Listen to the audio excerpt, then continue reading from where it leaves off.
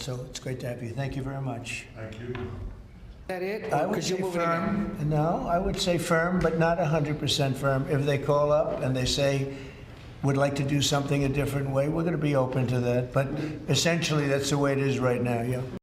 Are the tariff letters that you sent today final offers, or are they negotiable? More or less final offer. So South Korea, Japan should take it or leave it? We're always subject to negotiate something that's fair, but we've talked to most of the countries, and pretty much they've had their way for many, many decades, as you know.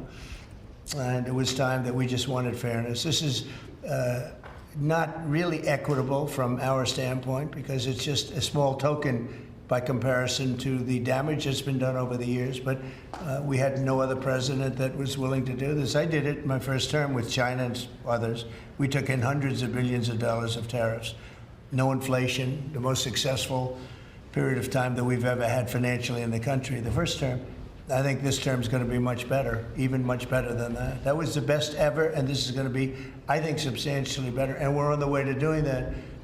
We've already taken in over $100 billion worth of tariffs, and we haven't even started. Now we've made a deal with United Kingdom. We've made a deal with China. We've made a deal. We're close to making a deal with India. Others we met with, and we don't think we're going to be able to make a deal, so we just send them a letter. If you want to play ball, you have to. This is what you have to pay. So as far as I'm concerned, we're done. We're sending out letters to various countries telling them how much tariffs they have to pay. Some will maybe adjust a little bit, depending if they have a cause. We're not going to be unfair about it. And actually, it's a small fraction compared to what we should be getting. We could be asking for much more. But for the sake of relationships that we've had with a lot of really good countries, we're doing the way I do it. For ourselves, for our neighbors.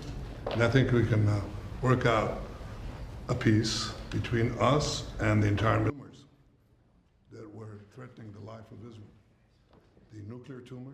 One of the things we have with Iran is, we have they call they are very biting sanctions. And I would love to be able to, at the right time, take those sanctions off, give them a chance at rebuilding, because I'd like to see Iran build itself back up in a peaceful manner and not going around saying death to America, death to the USA, death to Israel, as they were doing.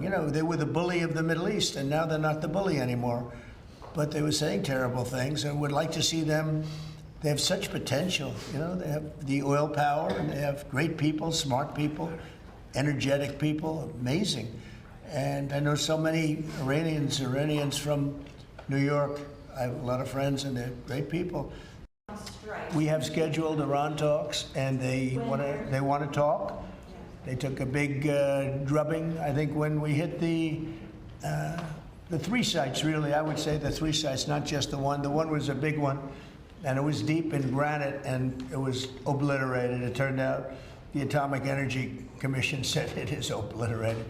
I would just want to take our hats off to those incredible flyers, the people that flew that big machine, and frankly, the mechanics and everybody else. I mean, they had zero. They flew for 37 hours with zero problem mechanically. I mean, when you think in carrying the biggest bombs ever, the biggest bombs that we've ever dropped on anybody, when you think non-nuclear, and we want to keep it non-nuclear, by the way.